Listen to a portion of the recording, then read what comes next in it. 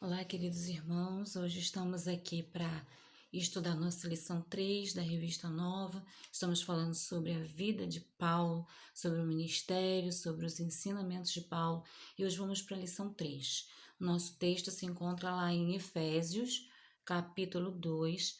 Os versículos são 8 e 9. Vamos acompanhar. Peguem aí a Bíblia de vocês.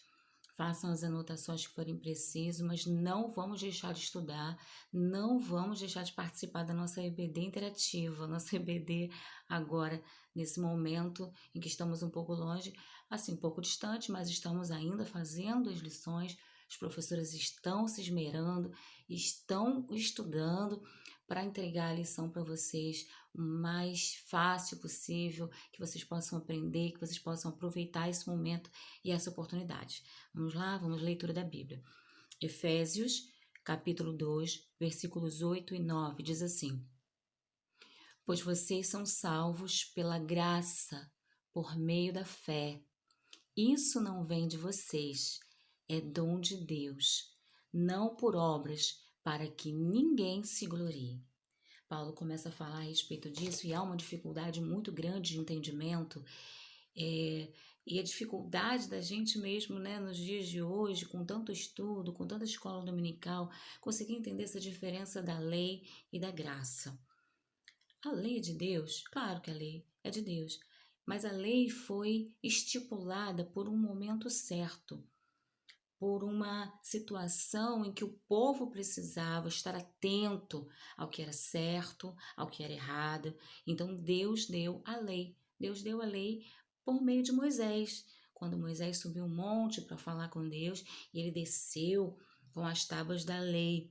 E ali a gente chama o livro da lei, a gente chama Torá. São os 5 primeiros livros da Bíblia que foram escritos quase que totalmente por Moisés, a Torá, os livros da lei, ou o livro da lei. E aí a gente vai ver que Paulo era um judeu, ele era um judeu ortodoxo, um judeu que levava a sério os estudos, ele era um fariseu, ele cresceu, né, como todos os judeus, aprendendo sobre a lei, aprendendo de cor, né, eles decoravam todas as leis, e ele cresceu aprendendo isso. Só que num dado momento, ele encontrou Jesus. E o que era o caminho para a salvação, que era a lei, passou a mudar na vida de Paulo. Paulo passou a entender que a salvação, ela não vinha da lei, mas ela vinha do amor, ela vinha da graça. E essa é a grande diferença, a mudança que Jesus realizou nas nossas vidas, na vida de todas as pessoas com as quais ele conviveu naquele tempo e até os dias de hoje. Antigamente, era a lei que levava à salvação. Você precisava estar diante da lei, fazer o que era certo. Hoje, a gente precisa da graça de Deus. A gente não tem um motivo. A gente precisa estar diante de Deus com o nosso coração limpo, puro e pedindo misericórdia para que o Senhor venha derramar da sua graça sobre nós. E tendo fé em Cristo, assim podemos ser salvos. Assim o Senhor nos dá de graça a salvação tão maravilhosa que nós pedimos tanto, que nós ansiamos tanto e que o Senhor nos dá com todo amor e graça.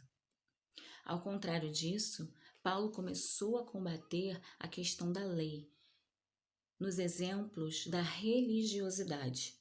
O que era muito religioso, o que você deveria fazer, se as suas ações elas tornavam você salvo ou faziam você premiado de alguma forma, isso seria anulação do sacrifício de Cristo. Ou seja, se eu sou boa, se eu dou comida aos pobres, ou se eu dou mantimentos aos pobres, ou se eu dou roupas aos pobres, faço bem aos outros porque eu quero ser salvo, para que Cristo morreria na cruz por nós? O sacrifício de Cristo, ele é o presente de Deus para nós. É ele quem nos dá a salvação. Lá em Efésios 2:8 e Gálatas 2:16, ele vai falar ou a salvação ou a lei. Será que é a lei? Será que nós precisamos agir de acordo com a lei para que nós sejamos salvos? Ou será que é a fé em Cristo? E se a salvação viesse pela lei, a morte de Jesus teria sido sem sentido. Estamos lá em Gálatas 2:21. Lá no tópico 1, nós temos uma situação de Paulo que nós vamos achar interessante. Paulo não encontrou a justificação dos seus pecados na lei, mas na fé em Jesus. O que é isso? O que significa isso? A lei, como qualquer sistema religioso, ela não pode nos dar perdão dos nossos pecados. Nós podemos andar segundo a lei, de todas as maneiras possíveis, né? Deus entendeu que o homem não poderia cumprir toda a lei, seria impossível cumprir toda a lei. Mas o perdão dos nossos pecados, ele é mediante a fé, mediante o arrependimento, mediante a contrição de coração. Eu me arrependo dos meus pecados, perdão o Senhor, e o Senhor, pela sua infinita misericórdia, perdoa os nossos pecados. Só a fé em Cristo pode salvar uma pessoa. Só acreditar que Jesus morreu na cruz por nós, pelos nossos pecados. Mesmo que nós sejamos infiéis, o Senhor é fiel. Mesmo que nós sejamos pecadores, o Senhor morreu por nós. Morreu para nos salvar, para nos perdoar. O sistema religioso, então, ele não ajuda ninguém a ser salvo. Ninguém é salvo porque vai para a igreja todos os dias. Ninguém é salvo porque dá o dízimo todos os meses. Ninguém é salvo por isso. Nós somos salvos pela graça, mediante a fé, como nós já lemos lá no livro de Efésios. E ele vem contando a história do moço rico. O moço rico que falou com Jesus e disse: Jesus, o que eu tenho que fazer para herdar a vida eterna? E Jesus disse: faça isso, faça aquilo. E ele diz: eu já faço isso, desde novo, muito novo, eu guardo a lei, eu faço tudo bem certinho. Então, pego tudo que você tem, vende e dá aos pobres. Faltava alguma coisa, faltava se desprender daquilo que o tirava, né, a paz, do que o tirava de ser verdadeiramente um homem melhor, e desapegar-se das coisas materiais, e sempre vai faltar alguma coisa, porque nós somos falhos demais. Ninguém consegue cumprir tudo o que nós deveríamos cumprir segundo a lei. Há uma dificuldade muito grande, mas nós tentamos às vezes fazer o que é certo. Mas esse jovem mancebo, ele não conseguiu e saiu muito triste dessa conversa com Jesus.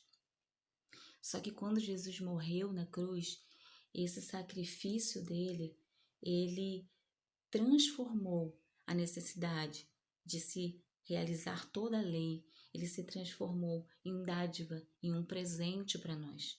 Nós agora recebemos esse presente de Deus.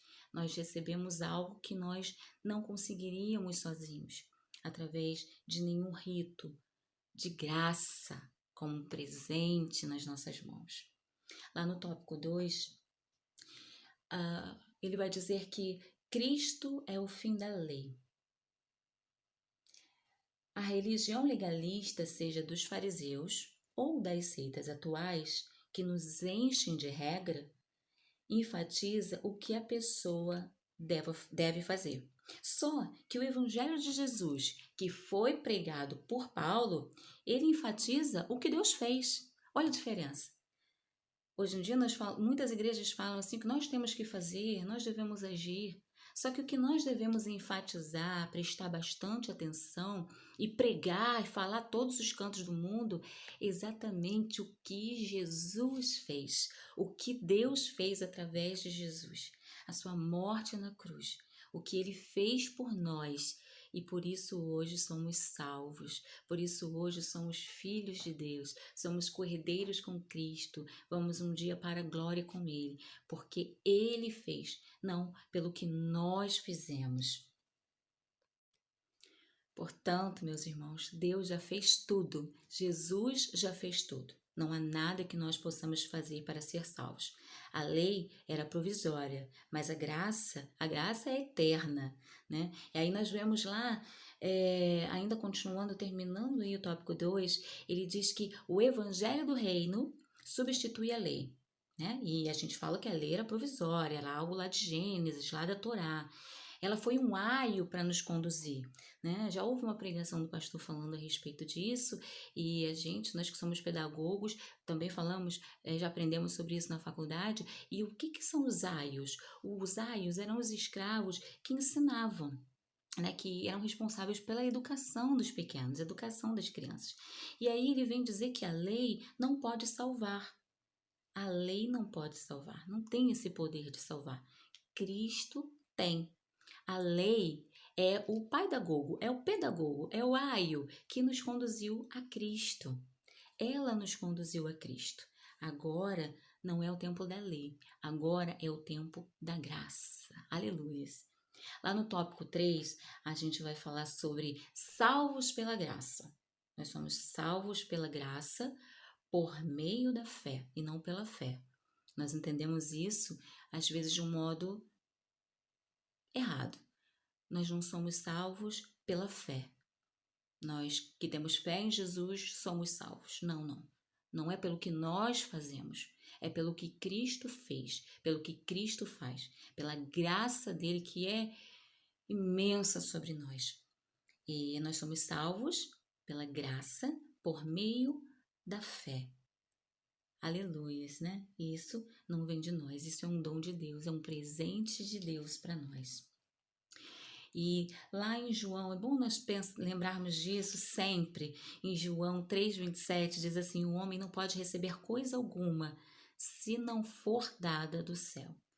Se o nosso Deus não nos der, nós não recebemos. Tudo é de graça. O Senhor cuida de nós, né? Jesus falou muito sobre isso, que Ele cuida. Se o Senhor, nosso Deus, cuida das flores, das aves, dos animais, ainda mais de nós, que Ele ama tanto, que Ele cuidou tanto, que Ele fez com todo amor, com todo carinho, que Ele nos deu tudo para cuidar neste mundo, quando Ele deu para Adão. Deus nos ama demais, então por isso é que Deus quer, o desejo de Deus é que todos sejam salvos. Queríamos que todos fossem salvos também. Por isso é que nós anunciamos aos quatro ventos, devemos falar a todos que Jesus Cristo é o Senhor, que Jesus Cristo morreu por nós, morreu para nos redimir, morreu para nos dar salvação. Em Atos 16:30, o carcereiro de Filipos perguntou assim: Senhores, o que é necessário fazer para me salvar? Aí ele ouviu uma resposta: crê no Senhor Jesus e será salvo tu e tua casa. Não há nada que nós precisamos ou devemos fazer, possamos fazer para ser salvos. Nada a fazer. Cristo fez, Cristo realizou. Muitas igrejas hoje em dia apontam uma visão errada de ações que os membros precisam realizar para ser salvos. Nós precisamos comprar alguma coisa, ou nós precisamos fazer algum tipo de ritual, ou nós precisamos ir para a igreja todos os dias da semana em algum intuito. Só que, na verdade, eles estão pregando uma ação que não é cristocêntrica. As próprias canções que muitas igrejas cantam, graças a Deus nós tomamos muito esse cuidado, devemos tomar, precisam ser, as ações e as canções precisam ser cristocêntricas. O que significa isso? Cristo no centro. Hoje em dia nós vemos muitas ações e muitas canções antropocêntricas, ou seja, o homem no centro. Nós não devemos estar no centro. Quem precisa estar no centro é o Senhor Jesus. Ele é que é o centro das nossas vidas, ele é que é o nosso alvo. E ele precisa ser o motivo da nossa canção, o motivo do nosso louvor. Louvor significa elogio. Nós vamos elogiar a nós mesmos ou aos nossos irmãos? O nosso motivo de louvor, o nosso motivo de adoração precisa ser o Senhor Jesus. Ele é o alvo, ele é o centro e o motivo da nossa adoração. Portanto, para terminar nossa lição, nós compreendemos aqui que nós não devemos confiar nas nossas próprias ações para ser salvos. Não há nada que nós possamos fazer para ser salvos. Nossas obras, elas não são meritórias, né? O mérito é todo de Jesus. Todo mérito já foi dele, todo mérito é dele. Tudo é dele, tudo é para ele, todo louvor e toda adoração é dele. Então as nossas obras não têm efeito na nossa salvação. É pela graça que nós somos salvos, mediante a nossa fé. Aleluias, nós somos salvos porque o Senhor, Deus, nos ama profundamente. Por isso ele entregou o seu Filho para morrer por nós. Então, que nós possamos compreender que nós somos salvos, por isso é que nós realizamos boas obras. Por isso é que nós fazemos o que é bom para nós e para o outro. E não fazemos boas obras para que possamos ser salvos, ir para o céu. Eu vou ser bonzinho porque eu quero ir para o céu. Não. Eu sou bom, eu devo ser bom, porque eu sou salvo e é o motivo da minha alegria. Eu sou feliz, eu sou alegre, porque o Senhor Jesus me salvou, porque Ele derramou da sua graça sobre mim.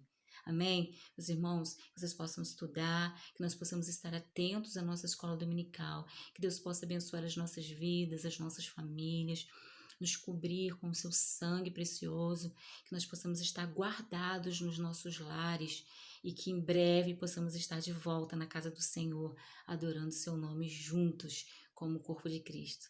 Deus abençoe a todos. Até a próxima lição.